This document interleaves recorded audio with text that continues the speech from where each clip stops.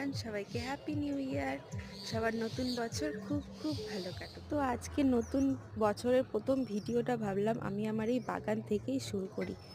বাগানে চলে এসেছি ফুল তুলতে। তো এখন অনেকগুলো ফুল তুলে নেব। দেখো আমি কতগুলো ফুল তুলে ফেলেছি। আর ফুল তুলতে নিলে কি আর মন ভরে, শুধু মনে হয় যে ফুল তুলতেই থাকি। তাই অনেকগুলো ফুল তুলে ফেলেছি। আর তোমাদেরকে আমাদের এখানকার ওয়েদারটাও দেখাই।